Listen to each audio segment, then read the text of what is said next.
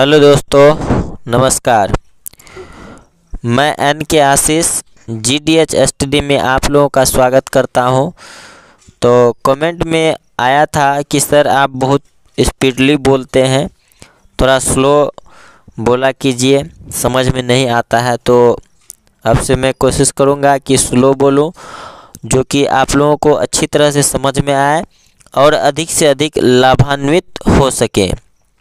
तो आप लोगों से निवेदन है कि अगर चैनल को सब्सक्राइब नहीं किए हैं तो चैनल को सब्सक्राइब कर लें और बेल आइकन को प्रेस कर दें।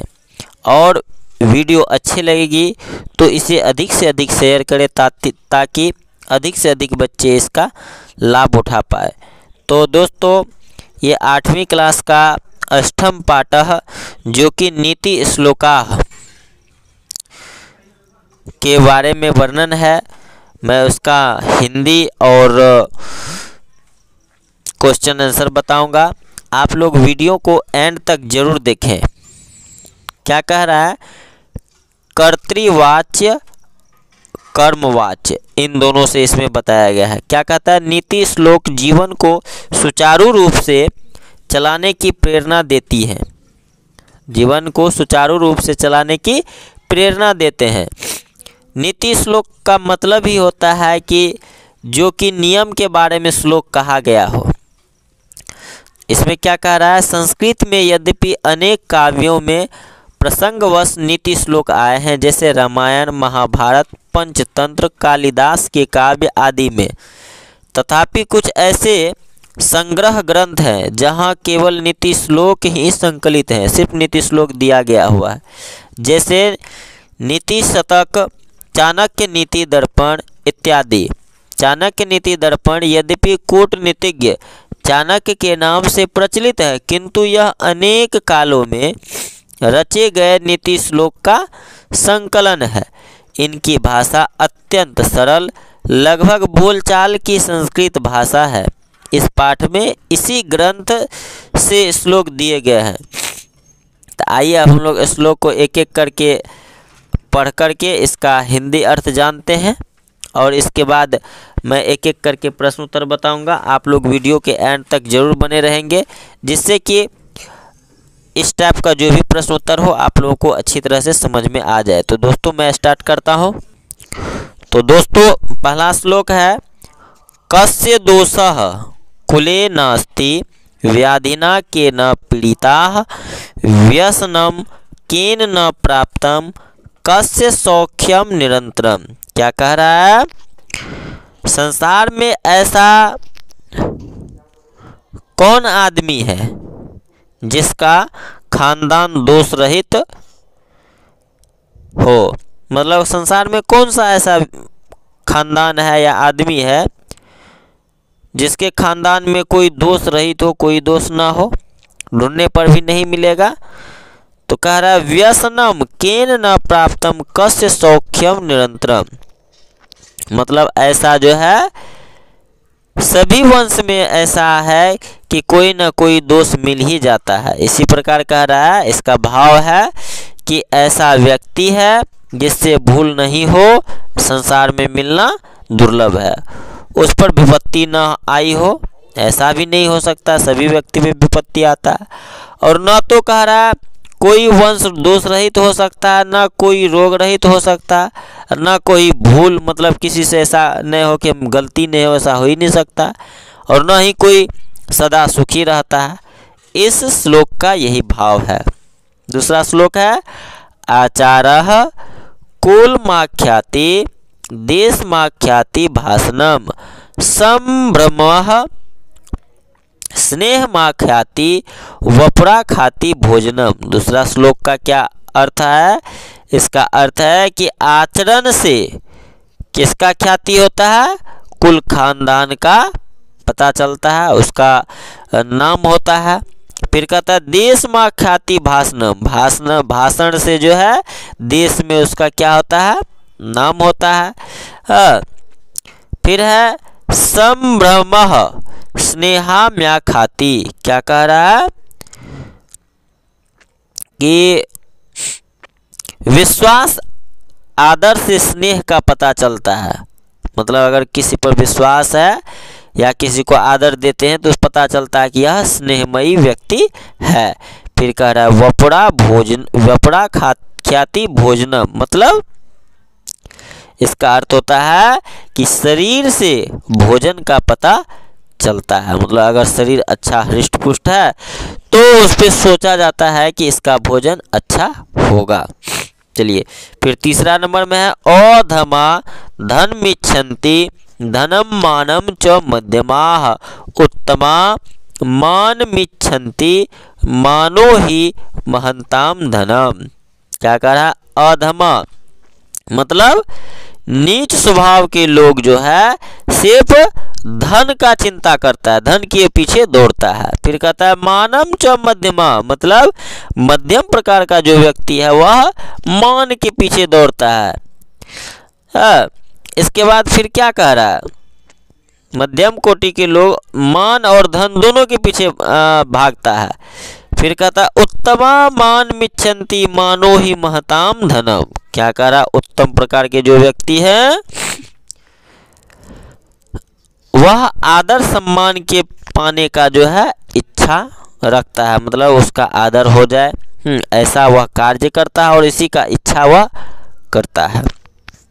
कहा भी गया है कि धन अगर चला जाए तो समझना चाहिए कुछ नहीं गया, पद चला जाए तो कुछ नहीं गया, लेकिन मान प्रतिष्ठा अगर चला गया तो समझना चाहिए कि व्यक्ति का सब कुछ खत्म हो गया। मान प्रतिष्ठा से बढ़कर संसार में कुछ नहीं होता है। तो दोस्तों अब चौथा नंबर के श्लोक पे चलते हैं।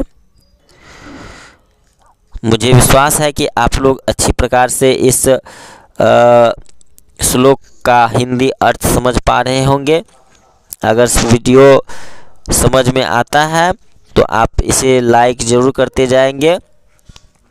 फिर है विद्वान प्रशस्यते लोके विद्वान सर्वत्र गौरवम विद्या लभते सर्व विद्या सर्वत्र पूज्यते। क्या कहता है? विद्वान प्रशस्यते लोके, मतलब विद्वान लोग जो है लोक में क्या होता है?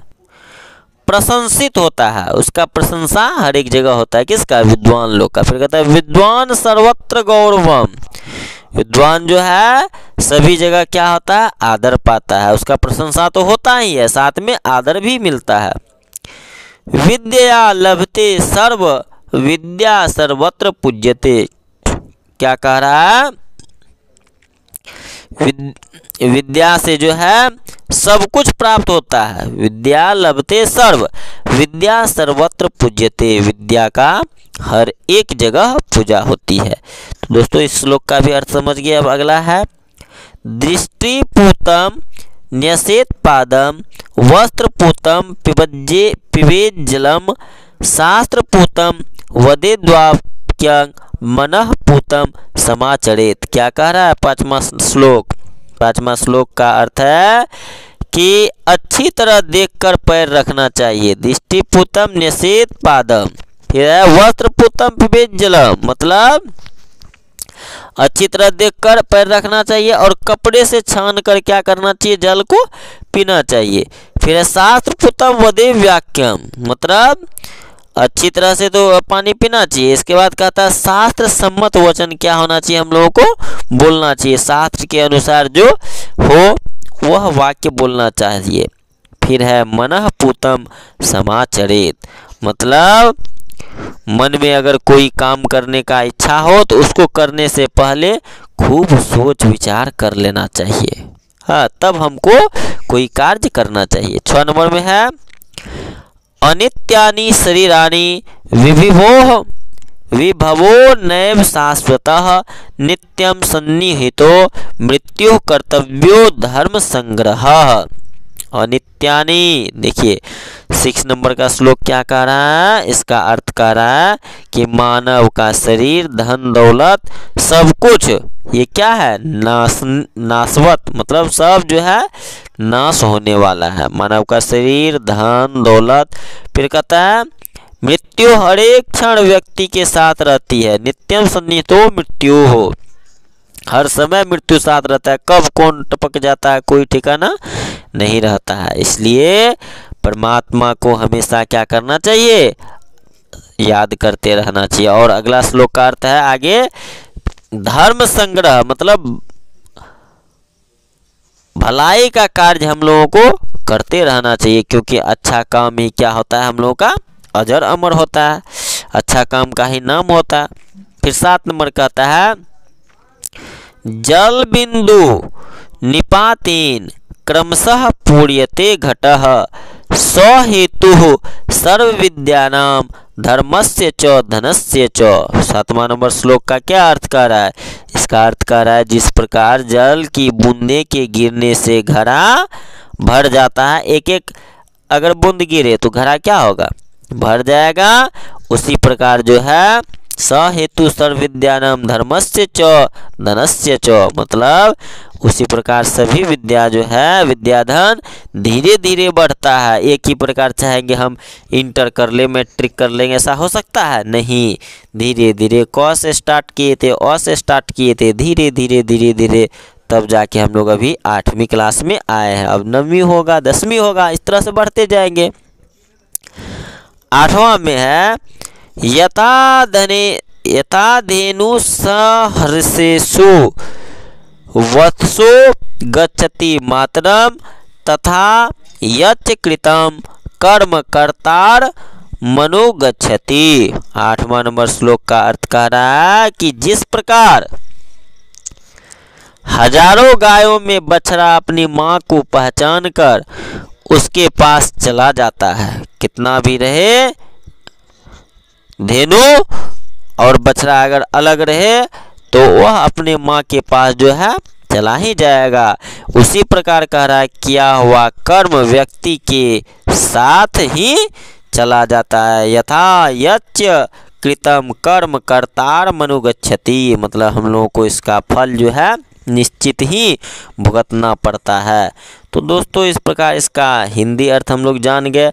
अब इसका शब्दार्थ मैं बता देता हूँ फास्ट में, फिर इसका दूसरा वीडियो में क्वेश्चन आंसर में बता दूंगा। कस्य मतलब होता है किसका या किसकी, कुले मतलब वंश खानदान, व्याधिना मतलब रोग से, केन किसके द्वारा, सौख्यम मित्रता या दोस्ती, आचार चाल चलन, कुलमाख्याति मतलब वंश को बताता है, संभ्रमः संभ्रमः मतलब होता है आदर या श्रद्धा, वपुः मतलब शरीर, अधमाः मतलब नीच लोग। फिर देखिए महताम मतलब महान व्यक्तियों का या कि प्रशस्यते मतलब प्रशंसित होता है, लोक के संसार में, गौरव मतलब महत्वपूर्ण, पूज्यते पूजी जाती है, अनित्यानि अस्थायी या अस्थिर, विभवो मतलब धन संपत्ति या ऐश्वर्य, शाश्वतः मतलब अस्थायी या सदा रहने वाला, सन्निहितो मतलब समीप, कर्तव्यो मतलब करने योग्य, धर्म संग्रह मतलब धर्म का संचय, पूर्यते पूरा होता है, हेतु मतलब कारण, सर्व विद्यानाम मतलब सभी विद्याओं का, की धन सहस्रेषु हजारों गायों में, वत्सो मतलब बछड़ा, मातरम मतलब माता को माँ के पास, कृतम मतलब किया गया, कर्तार मनु गच्छति मतलब कर्ता के पीछे जाता है। और कुछ है मैं बता दूं, आँखों से पवित्र अर्थात अच्छी तरह देखा गया, दृष्टिपुतम, न्यसेत मतलब रखना चाहिए, पादम मतलब पैर, वस्त्रपुतम मतलब कपड़े से पवित्र किया हुआ अर्थात छना हुआ, वस्त्रपुतम मतलब बता दिए, पिबेत जलम मतलब जल पी लेना चाहिए, शास्त्रपुतम शास्त्रों द्वारा पवित्र किया गया अर्थात शास्त्र से सम्मत, मन पूतः मतलब मन से पवन किया गया अर्थात मन से सोचा गया, समाचरित मतलब आचरण करना चाहिए। तो दोस्तों इस प्रकार हिंदी अर्थ में बता दिया हूँ। अब आप लोगों को अगले वीडियो में इसका प्रश्न उत्तर भी मैं बताऊंगा। तो दोस्तों अगर वीडियो अच्छी लगी होगी तो चैनल को ज़रूर से ज़रूर सब्सक्राइब कर लेंगे, जिससे कि हम लोगों का हमारा जो है आपके प्रति स्नेह और वीडियो बनाने का उत्सुकता बढ़ती रहे। और अगर कहीं इसमें त्रुटि दिखी हो